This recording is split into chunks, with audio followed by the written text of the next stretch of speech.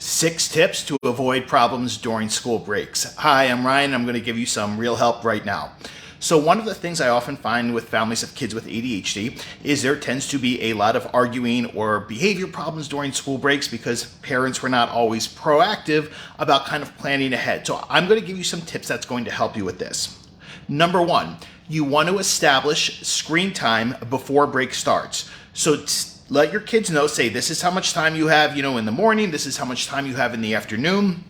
I do think it's fine if kids have some extra screen time during breaks, but you want to be really clear about this beforehand and let them know when is tech-free times, meaning there is no phone, there is no video games, whatever. I also want to mention with this, because people ask me this a lot, I don't find that TV or even YouTube really as much causes many problems as video games or social media, the phone and so on. So just keep that in mind. But definitely establish, your tech time beforehand. Let them know how much time they're going to have every day. And I would also suggest typing this up so it's really clear about how much time they're going to have. All right, number 2, expectations for reading time. One of the things we always want to do is have kids reading. And my thing is that you don't want to toxify your kid's relationship with reading. So let them read whatever they want. If you have to, go to the library and say, pick something out, that you're going to read during break. It can be whatever you want. All right, and let them get something. And I'm not talking about necessarily school reading. If they have to do that, that's fine as well. But you want them to be reading something every day during, school break and give them a certain amount of time. And if they go over it, fine. But the most important thing is they're reading something that they would enjoy.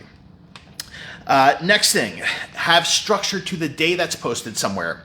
One of the things that often happens with kids with ADHD is when they're bored, they have difficulty visualizing what they can be doing. That's difficulty with nonverbal working memory, or what I call future thinking skills. So what happens when they get bored? They're not really thinking of what to do, so they start antagonizing their siblings or the pet, or start nagging you, whatever it is. So if we do this, in terms of, posting what kind of structure there is for the day, that's going to help them. So say, from 8 o'clock to 9 o'clock, this is happening. From, 9 o'clock to 11 o'clock, you have free time. But just having that structure written down, posted somewhere, helps them understand what the day is going to look like. All right. And the other part with this is limit their options of things they can do at certain times. So for instance, instead of saying things like go find something to do, make it that from 9 o'clock to 10 o'clock, you can do A or B. Because when we limit their options, that makes it easier for them to figure out something to do. Now, if you have an older kid, like a high schooler, you don't necessarily need to do that, but you still want to have this structure to the day so they know what to expect. They know when their screen time is, when reading time is, and so on. It's really important that they can see this, okay? Because remember, the ADHD brain tends to think visually. So, if they see a schedule posted somewhere about what's happening during the week, during the day, that's going to help a lot. The next thing is, the next one was limit options, so I mentioned that one already.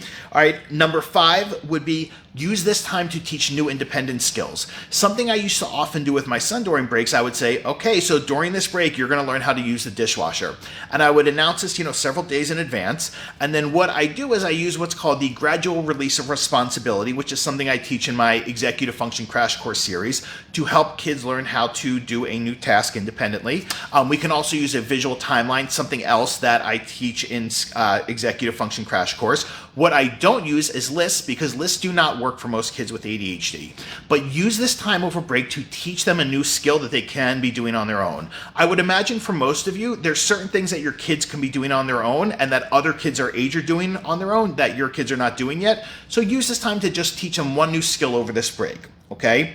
And the last one is wake up and bedtimes. So I want you to have really consistent expectations of what time they need to be up every day, particularly for those of you who have kids in high school, and bedtime as well. What happens a lot with kids with ADHD is during school breaks, they mess their whole sleep cycle up because they're staying up too late gaming, they're getting up too late, and that's not the best thing to do for kids with ADHD who, need their sleep and they still need that structure. So again, it's okay if they wake up later. It's okay if they go to bed later, but we want to have expectations of wake up and bedtime every day.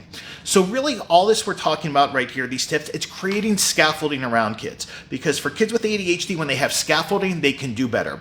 And not only that, scaffolding is being proactive rather than being reactive. And that's the whole point of this. We want to be proactive in avoiding problems during break rather than reactive, which often leads to the argument vortex, the negotiation vortex, and so on, okay?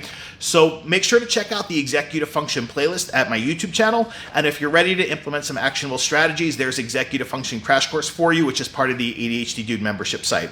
All right, I hope this is helpful, and I will talk to you soon. Take care. Bye.